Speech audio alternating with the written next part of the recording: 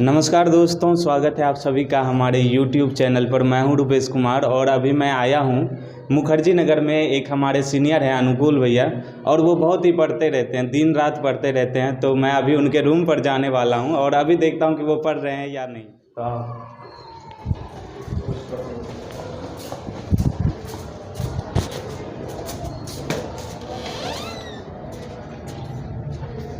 और भैया कैसे हो आप? ठीक है भाई। तो देखो, अभी भैया पढ़ ही रहे थे, तो अभी भैया बातचीत करोगे आप कुछ? अभी टेस्ट चल रहा है भैया का, दिखा दो। उधर स्टॉप वॉच लगा कर रखे हुए हैं भैया। और तो मैं भैया से थोड़ा अनुरोध करूंगा कि थोड़ी सी बातचीत करें कुछ समय के लिए। मैं रुक जाऊंगा, आप टेस्ट दे लो, फिर हम बातचीत। तो दोस्तों, अभी टेस्ट देकर भैया उठे हैं और हमें समय मिल गया वीडियो बनाने का। तो स्वागत है भैया हमारे चैनल एस्पिरेंट रुपेश कुमार पर आपका। और आप अपना एक संक्षिप्त परिचय दे दो ताकि व्यूवर्स जो हैं वो आपसे कनेक्टेड फील कर सकें। देखो भाई, मैं बिहार के मिथिला क्षेत्र से आता हूँ और मिथिला क्षेत्र में एक प्रसिद्ध जिला है दरभंगा, वहाँ से आता हूँ। और मैंने सारा एजुकेशन अगर कहे ग्रेजुएशन तक तो मैंने मिथिला क्षेत्र से किया है, 10th 12th। और अभी ग्रेजुएशन मैंने ललित नारायण मिथिला यूनिवर्सिटी से किया हूँ। जब 12th किया था तो 12th मैंने पटना आकर किया हूँ।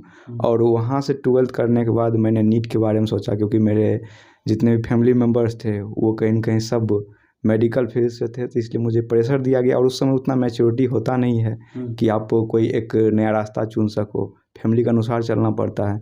तो हमने मेडिकल में जाना तय किया और नीट का एग्ज़ाम दिया। नीट का एग्ज़ाम दिया, मैंने फर्स्ट अटेम्प्ट दिया। उसमें उतना रैंक नहीं आया जितना गवर्नमेंट हो जाता है, एक इतना रैंक आया कि प्राइवेट में एडमिशन हो जाए। तो फिर मैंने वहाँ पे पढ़ाई करना शुरू किया। और फिर मैंने पढ़ाई करना शुरू किया तो मुझे लगा कि नहीं, अब मैं मैच्योर हो गया हूँ कि मैं अपना डिसीजन ले सकूँ। तो पहली बार आपने कब सोचा कि यूपीएससी करनी चाहिए आपको? देखिए भाई, इसका अगर जड़ कहेंगे तो जड़ बहुत लंबा है। मैंने 9th क्लास में जब था तो उस समय मेरे इधर एक IPS ऑफिसर आए थे, उनका नाम अरविंद कुमार पांडे था। तो उनके बातों करने की शैली से और उनके पीछे जो लोग उनसे मोटिवेट हो रहे थे, तो मैंने भी काफ़ी ज़्यादा मोटिवेट हुआ। और इसका जो पुश फैक्टर हुआ कि मैं 9th क्लास में ही सरस्वती पूजा जब होता है तो वहाँ पे थाना परमिशन लेना होता है कि आप कितने दिन DJ साउंड बॉक्स बजाना चाहते हो इसके लिए। तो मैं गया थाना पे परमिशन लेने के लिए। उस समय जो वो वार्तालाप मेरे साथ हुई, कहीं न कहीं वो पुश फैक्टर रहा मेरे माइंड में, ये चीज़ जन्म दे दिया, बीजारोपण कर दिया। वार्तालाप किससे? IPS से? किनसे नहीं, वार्तालाप? थाना अध्यक्ष से हुआ। थाना अध्यक्ष, ओके। मैं उसको ठीक है बताता हूँ। जैसे कि मैं गया तो उन्होंने सीधा, मैंने एप्लीकेशन लिख के दिया कि सर हम लोग भव्य तरीका से सरस्वती पूजा करते हैं और इतना दिन साउंड बॉक्स रखेंगे, इसका आप परमिशन दीजिए। तो उन्होंने मुझे सीधी तौर पे 1000 रुपये मांगा। अच्छा, घूस के रूप में? हाँ, कह सकते हैं वो घूस ही हुआ। तो हम लोग के पास उतना बजट था नहीं, क्योंकि स्टूडेंट थे। वो तो खुद कैसे कैसे करते थे। तो फिर मैंने मना कर दिया, सर हम तो नहीं दे पाएंगे। तो वो हमसे सीधा कलम लेके ऐसे बोलते, थाना पे पहली बार आए हो? तो मैंने कहा हाँ पहली बार आए हैं। तो कहा कि थाना का अर्थ जानते हो? तो हम चुप हो गए। मैं कुछ बोलने ही वाला था, उससे पहले हमको समझाने लगे कि थाना का अर्थ होता है पैसा दोगे तो था को ना कर देंगे, और पैसा नहीं दोगे तो ना को था कर देंगे। और उस दिन मुझे बहुत चुभन हुआ। ठीक है, ये एक अर्थ उन्होंने अपने तरीके से निकाल लिया कि थाना का ये अर्थ होता है। देखो, घूस के लिए ये अर्थ निकाल लिया कि था का ना कर देंगे, ना का था कर देंगे। फिर मैंने वहाँ से सोचा कि नहीं, मुझे इस चीज़ को बदलना है और फिर इसके लिए मुझे तैयारी करना है। तो उस टाइम माइंड में ये चलने लगा था। फिर हमारे पापा ने हरी झंडी दी कि जाओ भाई, तुमको जहाँ पढ़ाई करना है करो। तो मैंने पटना में ही रह करके उस समय सेल्फ स्टडी करना शुरू कर दिया। और सेल्फ स्टडी से फिर मैंने शुरू किया और फाइनली 2021 में मैं दिल्ली आया। तो मुखर्जी नगर आकर पहले आपको कैसा लगा, यहाँ का वातावरण? क्योंकि सभी कोई सोचता है वहाँ जब पटना में रहता है या फिर होम टाउन से ही कि मुखर्जी नगर तो कुछ अलग ही होगा। तो वो एक्सपेक्टेशन पे खरा उतरा मुखर्जी नगर आपके लिए या नहीं? देखिए भाई, ये इसमें तो कोई दो राय नहीं है कि यहाँ पे बहुत ज़्यादा माहौल अलग है। क्योंकि इसमें सबसे जो हमें एक अलग चीज़ लगता है, यहाँ पे अकेलापन होता है। लेकिन शुरुआती में लगता है, क्योंकि हम लोग जब गाँव में होते हैं तो बहुत तरीके से जुड़े होते हैं, फैमिली से, समाज से, लोगों से, हर चीज़ में शामिल होते रहते हैं। किसी का फंक्शन हुआ इसमें अटेंड कर जाते हैं। लेकिन यहाँ आने के बाद हम एक त्यौहार तक, जो हमारा छठ पर्व है, उसमें भी मैं नहीं जा पाया। तो इस तरह के जो इमोशनल अटैच चीज़ होता है उससे भी हम दूर होते चले जाते हैं। तो ठीक है, और इस दौरान यहाँ पे दोस्त भी मतलब बनाते हैं तो भी दिक्कत होता है, और ना बनाते हैं तो भी दिक्कत होता है। ना बनाते हैं तो इसलिए दिक्कत होता है कि शायद हमें अकेलापन फील होता है, और बना लेते हैं तो टाइम बर्बाद होता है। तो दोनों का साइड इफ़ेक्ट है। इसलिए मैंने कुछ दिन अपने आप को दिया कि चलो भाई, जो होगा देखा जाएगा। मैं रूम बंद करके ही रहता था, और फिर धीरे धीरे आदत हो गई, तो अब चल रही है। मैंने 21 में ही, मतलब कि 22 का जो प्रीलिम्स होता है वो दिया था। अच्छा, तो एक प्रीलिम्स आप दे चुके हो?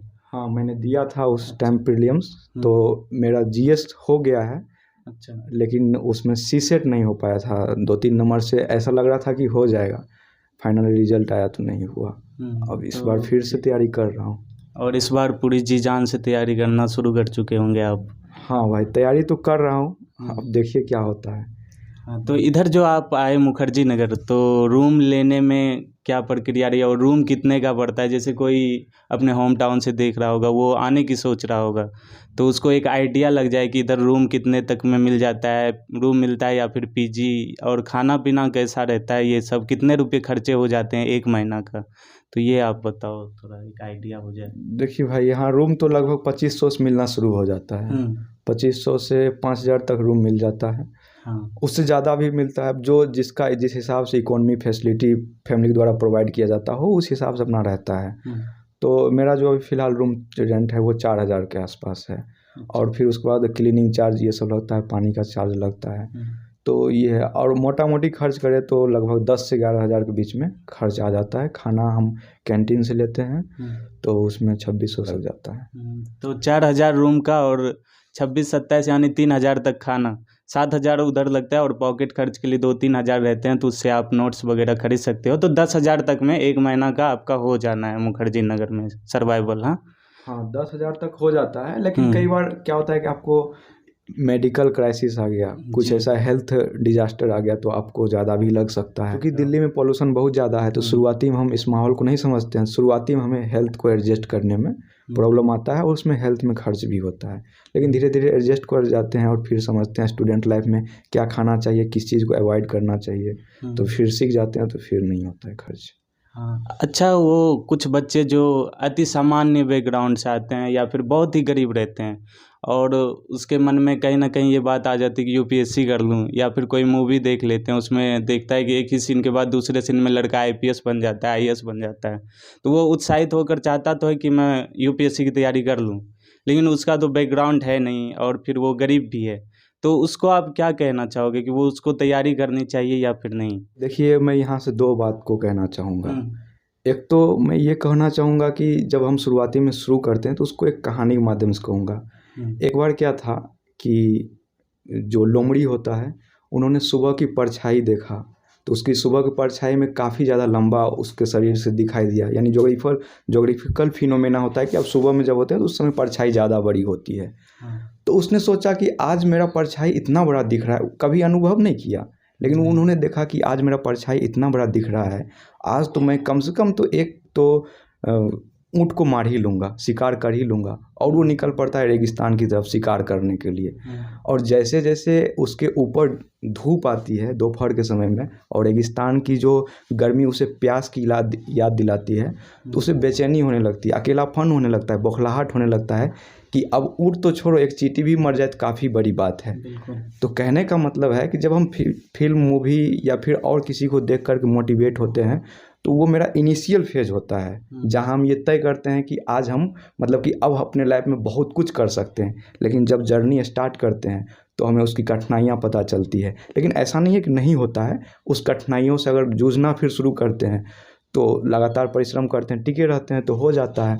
और आपने कहा कि सामान्य पृष्ठभूमि से जो लोग हैं वो आना चाहते हैं, तो उनके मन में भी एक रहता है कि टीस रहता है, चुभन रहता है कि मेरा तो एजुकेशन बैकग्राउंड, खास करके मैं बिहार के बारे में बात करूँ, यूपी के बारे में बात करूँ, एजुकेशन बैकग्राउंड काफ़ी निम्न स्तरीय है, तो मैं कैसे इन लोगों से मुकाबला कर सकता हूँ जो बड़े बड़े मतलब इंस्टीट्यूट में पढ़े हैं। महाभारत का एक जो है कथन है, उसमें श्री कृष्ण जी कहते हैं अर्जुन से कि हे अर्जुन, तुम अपने आप को अभिमानी मत हो। तुम ये मत समझो कि तुम विश्व का सबसे बड़ा धनुर्धर हो। अगर इस मैदान में आज एकलव्य खड़ा होता तो उससे बड़ा योद्धा कोई नहीं हो सकता था। लेकिन क्यों ना श्री कृष्ण जी क्यों एकलव्य को सबसे बड़ा योद्धा कहा, जबकि एकलव्य को यानी कि एकलव्य को सिखाने के लिए कोई द्रोणाचार्य जैसा गुरु नहीं था, उसके लिए कोई ऐसा संसाधन नहीं था जितना कि अर्जुन के पास था। फिर भी एकलव्य को उन्होंने सबसे बड़ा धनुर्धर और सबसे बड़ा योद्धा कह डाला। उतना छोड़िए, आज के प्रधानमंत्री का उदाहरण ले ले, आज का राष्ट्रपति का उदाहरण ले, क्यों इतना आगे पहुंच गए? उनका मेहनत, उनका कठोर परिश्रम ही उनको आगे ले गया है। तो कहना चाहेंगे कि आप किसी भी पृष्ठभूमि से आए हैं, मैटर नहीं करता है। मैटर इस बात का करता है कि आप कितना अब करने के लिए तैयार हैं। क्योंकि एक जो युवा एज होता है उसमें हमें दो तरह की चीज़ें मिलती है। एक तरफ ये मिलता है कि हम कठोर परिश्रम करें, दूसरी तरफ ये मिलता है कि हम अपने जो एज का आवश्यक चीज़ें हैं उसको पूर्ति करें। अगर उसको पूर्ति करते रह जाते हैं फिर ये छूट जाता है, तो फिर ना ये लगी ना वो लगी वाली बात हो जाती है। तो आपने एकलव्य की बात की, और एकलव्य की बात आते ही हमें जो सबसे पहले ध्यान आता है वो है सेल्फ स्टडी। एकलव्य ने भी सेल्फ स्टडी किया था, तो सेल्फ स्टडी करके कैसे यूपीएससी निकाली जाए और इसमें सफल हुआ जाए, इसके बारे में आप कुछ आइडिया बताओ। देखिए भाई, मैंने जब शुरू किया था पढ़ाई तो शुरू करने के दौरान मुझे लगा था कि कोचिंग की ज़रूरत है, क्योंकि मुझे मेरा आर्ट बैकग्राउंड था नहीं। तो मैं क्या करूँ क्या ना करूँ वाला स्थिति था। तो मैंने एनसीईआरटी को, जो सब कोई कहते हैं टॉपर वगैरह के एनसीईआरटी पढ़ो, मैंने एनसीईआरटी पढ़ना शुरू किया। एक कोचिंग ज्वाइन भी कर रखा था, लेकिन कोचिंग पटना में यूपीएससी के लिए उतना फेमस था नहीं। तो फिर मुझे लगा कि एनसीईआरटी करते गया और फिर दिल्ली में आया तो मैं सेल्फ स्टडी पे ही बहुत ज़्यादा फोकस किया। हालांकि 2-4 टीचर जो हैं यूपीएससी के लिए बेस्ट टीचर हैं, मैंने उनके कांटेक्ट में रहा। जो अपना पढ़ा लिखा चीज़ होता था उनको बताता था, शेयर करता था, सर मेरा ऐसा हो रहा है, तो गाइडेंस देते थे। गाइडेंस ज़रूरी है, लेकिन आप ये कहेंगे कि कोचिंग का रोल बहुत ज़्यादा है, तो बहुत ज़्यादा नहीं है। तो आपने कोचिंग ली भी नहीं? कोचिंग मैंने अभी तक नहीं लिया, ऑप्शनल का मैंने कोचिंग लिया है। अच्छा, हिंदी लिटरेचर का मैंने ऑप्शनल का कोचिंग लिया है। लेकिन जीएस का मैंने प्रॉपर कोचिंग नहीं लिया है। जीएस का मटेरियल हर जगह से मैंने लिया है, और फिर नेट वगैरह का हेल्प लेते हुए मैंने हर चीज़ का अपना नोट्स बनाया है, वो काफ़ी ज़्यादा इफ़ेक्टिव भी है। तो मुझे लगता है सेल्फ स्टडी आपको बहुत ज़्यादा मतलब इसमें रोल अहम अदा करता है। आप यह देखो ना कि मतलब कि डंकन फ्लेचर नाम का एक कोच थे हमारे इंडियन क्रिकेटर में, या फिर कोई कोच हो, वो मैदान के पीछे या पर्दा के पीछे ही युवा खिलाड़ी किसी खिलाड़ी को सिखाता है कि आपको कैसे आपको परफॉर्म करना है। मैदान में अंतिमतः जो है वो खिलाड़ी को ही उतरना पड़ता है, और विराट जैसे लोग या फिर सचिन तेंदुलकर लोग ही शतक मारते हैं। तो कहने का मतलब है मैदान में हमको खुद ही उतरना है, इसलिए मैदान के लेकर के खुद ही हमें तैयार होना है। तो इसके लिए सेल्फ स्टडी बहुत इम्पोर्टेंट है, और ख़ास करके यूपीएससी जैसे पढ़ाई के लिए सेल्फ स्टडी का बहुत इम्पोर्टेंट रोल है। हाँ, तो सेल्फ स्टडी पे भैया बात कर रहे थे, और जैसा कि भैया ने कहानी भी सुनाई वो लोमड़ी वाली, तो लोमड़ी की जैसे परछाई देखकर वो उत्साहित हो गया कि मैं तो बहुत बड़ा हूँ। हाँ, तो वो तैयारी करने लगा। जैसे ही सूर्य दोपहर के ऊपर आया तो उसकी परछाई छोटी होती गई। वैसे ही सेल्फ स्टडी में जब हम आगे बढ़ रहे होते हैं तो हमें लगता है क्या कि हम कुछ है ही नहीं, हम संकीर्ण हो रहे होते हैं, अपने को भी भूल जाते हैं कई बार, और डिप्रेशन में चले जाते हैं। तो वो ऐसा क्षण आता है क्या आपके जीवन में कि एकदम से डिमोटिवेट हो गए, यार क्या कर रहे हैं, कुछ तो ही नहीं रहा है जीवन में, ऐसा कुछ? हाँ भाई, जिस तरीके से यूपीएससी सिलेबस मतलब एक डेप्थ सिलेबस है, गहराई में जाकर पढ़ना है, और कभी कभी जब क्वेश्चन आता है तो समझ में आता है कि कहाँ से आ गया। तो सिलेबस का दायरा हमें देखना ज़रूरी होता है, और ऐसा क्षण आता है। मैंने इस बार का जो क्वेश्चन देखा था, कुछ क्वेश्चन जीएस पेपर 2 के थे जो लग रहा था कि इसे ये कहाँ से पूछ दिया गया है। होता है, और ये सिर्फ हमारे साथ या उनके साथ नहीं होता है, जो टॉपर है उनके साथ भी होता है। हर कोई इसी प्रोसेस से गुजरता है। तो एक बात जो और मेरे मन में आ रही थी कि इसमें माध्यम का फर्क पड़ता है क्या, हिंदी माध्यम, इंग्लिश माध्यम? क्योंकि ये बहुत बड़ा प्रश्न रहता है जो एस्पिरेंट्स के मन में चलता रहता है, तो इस पर आप बताओ कुछ। देखिए भाई, ये बात तो है कि माध्यम से फ़र्क पड़ता है, एक लाइन में नहीं नकार सकते कि माध्यम से फ़र्क नहीं पड़ता है। और इस बात से हमें खुशी भी बहुत ज़्यादा नहीं होना चाहिए कि इस बार हिंदी मीडियम का रिजल्ट बहुत अच्छा आ गया है। बहुत अच्छा आया या नहीं आया उससे फ़र्क नहीं पड़ता है। जिन्होंने बहुत अच्छा खुद से किया है उनका रिजल्ट बहुत अच्छा आया है। और जहाँ तक बात रही कि माध्यम से, तो कुछ सोर्स है जो अब हिंदी मीडियम में भी बहुत अच्छे लेवल पर उपलब्ध होने लगे हैं। कुछ कोचिंग वाले हैं जो सीधे ट्रांसलेट करके अच्छे दे रहे हैं, और भारत सरकार के भी बहुत सारा साइट है जो अब हिंदी मीडियम में उपलब्ध हो गया। उसके बाद गूगल का जो ट्रांसलेटर है वो भी बहुत अच्छा हिंदी मीडियम में ट्रांसलेट कर देता है। तो अब मीडियम का ज़्यादा उतना इशू नहीं रहा। लेकिन आप ऐसा कहेंगे कि इंग्लिश नहीं आएगा तो काम चल जाएगा, ये इम्पॉसिबल बात है। इंग्लिश आपको आना ही चाहिए, ये कंपलसरी है। ये मैं नहीं कहता, जो टॉपर हैं वो भी कहते हैं। तो ठीक है, इंग्लिश भी आना चाहिए, और मीडियम से हमें लगता है बहुत ज़्यादा फर्क नहीं पड़ता है, मेहनत से फर्क पड़ता है। तो इसमें सोर्स का बहुत ही महत्व रहता है कि कौन से सोर्स से क्या पढ़ें, तो इसके बारे में आप कुछ बताओ। देखिए भाई, सोर्स तो लगभग मेरा सारा वही सब है जो टॉपर का लिस्ट में रहता है। कुछ जैसे कि स्पेक्ट्रम हो गया हिस्ट्री के लिए, और मेडाइवल एंशिएंट के लिए मेरा एनसीईआरटी है। और बात करें कि जीएस पेपर 2 के लिए तो लक्ष्मीकांत है, और गवर्नेंस वगैरह मतलब कि आपका करंट अफेयर से हो जाता है, और उसमें सामाजिक मुद्दे हैं वो सब भी करंट अफेयर से हो जाता है। पेपर 3 की बात करें, उसमें इकोनॉमिक्स का बहुत ज़्यादा रोल होता है। और इकोनॉमिक्स में सिर्फ आप चाहेंगे कि सिर्फ जैसे कि रेपो दर हुआ, रिवर्स रेपो दर हुआ, इसको रट लेंगे तो हो जाएगा, काम चल जाएगा, ऐसे काम नहीं चलेगा। टेक्निकल चीज़ों को आपको बहुत ज़्यादा समझना पड़ेगा, एप्लीकेशन बेस पे समझना पड़ेगा कि ये काम कैसे करता है। जैसे मान लीजिए रेपो रेट है तो ये काम कैसे करता है, इस पे लेवल पे जाकर काम करना पड़ेगा। और मुझे इसमें जो बहुत ज़्यादा बुक हेल्प किया है वो मिश्रा एंड पुरी का बुक है। वो काफ़ी 800-900 पेज का बुक है, लेकिन आप अगर चाहें तो इसको शॉर्टकट में भी पढ़ सकते हैं। उसके बाद भारत सरकार का जो आर्थिक सर्वेक्षण आता है वो भी बहुत ज़्यादा इम्पोर्टेंट रोल करता है, बजट का भी रोल रहता है। तो 3 मेरा बेसिकली सोर्स रहा इकोनॉमिक्स का, एक मिश्रा एंड पुरी, और फिर आर्थिक सर्वेक्षण और बजट। ये 3 को मैं लेके चलता हूँ इकोनॉमिक्स के लिए। और जीएस पेपर 4 के लिए मैंने एथिक्स, हाँ इसमें तो हाँ इधर कुछ किताबें आप दिखा कर आप बात करो। बच्चे उत्साहित भी रहते हैं ना कि एस्पिरेंट के रूम में कौन सी किताबें रखी हुई हैं भाई। तो ये सारा यहाँ तक जो है ना ऑप्शनल का बुक है हिंदी लिटरेचर का। इसमें ये काफ़ी मुझे निबंध का बुक है, ये निबंध का बुक है। हाँ, ऐसे पे बात मुझे भी करनी थी, ऐसे पे बात, क्योंकि ऐसे के लिए सही मटेरियल नहीं मिलता, या फिर कोई कहता है अमूर्त सा टॉपिक है कहीं से भी आएगा तो तुम जानो उसके लिए। ठीक है, इसमें आपको एक गाइडेंस मिल जाता है कि जो टॉपर्स वगैरह कैसे ऐसे लिखते हैं। तो ये निशांत जैन सर के द्वारा लिखा गया किताब है। अच्छा। इसमें 101 निबंध का संग्रह किया गया है। हाँ, तो ये आप खरीद लेना। इससे हमें गाइडेंस मिलता है कि हम कैसे निबंध लिख सकते हैं। और मैंने जो बात किया था मिश्रा एंड पुरी का इकोनॉमिक्स का बुक, अच्छा, इसको मैंने काफ़ी बार पढ़ रखा है। ये तो काफ़ी मोटी किताब दिख रही है। आप क्या ऑप्शनल में इकोनॉमिक्स तो है नहीं? आप जनरली टीचर लोग इसको मतलब सजेस्ट नहीं करते, नहीं पढ़ना चाहिए, लेकिन आपको एक अच्छा समझ बूझ भारत के बारे में डेवलप करना है ना। हालांकि इसमें आंकड़ा फैक्ट्स दिया गया, लेकिन आंकड़ा फैक्ट जो होता है, तथ्य जो होता है, वो विश्लेषण का चीज़ होता है, याद करने का चीज़ नहीं होता है। तो आप ये समझ सकते हैं कि भारत जो है 1950 से लेकर अब तक किस इकोनॉमिक्स दौर से गुजर रहा है। तो आप आइडिया अनुमान लगा के भी प्रीलिम्स में क्वेश्चन बना सकते हैं। तो इसके लिए मुझे मिश्रा एंड पुरी बहुत ज़्यादा हेल्पफुल बुक लगा है। और उसके बाद मैं एथिक्स के लिए मैं ये देखिए 2 बुक है, लेकिन मैंने प्रॉपर गाइड के तौर पे लेक्सिकॉन का बुक रखा है। अच्छा, एथिक्स के लिए, एथिक्स हिंदी माध्यम। हाँ, ये और एक इंग्लिश में है डिकोड एथिक्स, ये मोदी जैन सर का है। अच्छा, तो आप मतलब चाहते हैं कि एथिक्स में एक ठीक ठाक हमें मतलब तैयारी करनी है, तो ये दोनों बुक को आप देख सकते हैं।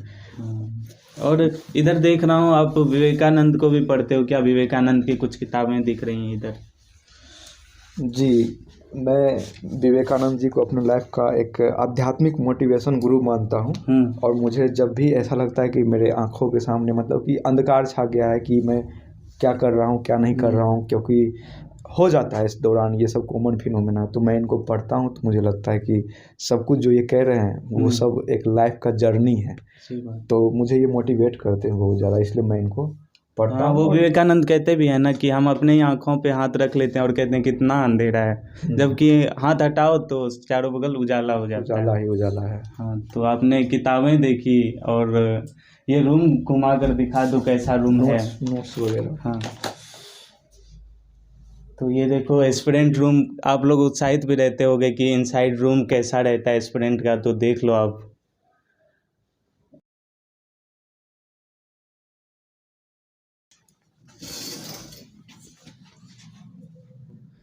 तो अब यह वीडियो अपने अंत की ओर बढ़ रही है, तो उससे पहले मैं एक पर्सनल सा क्वेश्चन अपने लिए पूछना चाहता हूँ कि इधर ना कुछ दिल टूटे आशिकों की भीड़ होती जा रही है यूपीएससी में। लोग शादी में जरूर आना देख कर आ जा रहे हैं यूपीएससी करने, है ना। वो सोचता है कि सत्तू से सीधे आईपीएस बन जाएंगे हम, सत्येंद्र बन जाएंगे, ऐसा कुछ।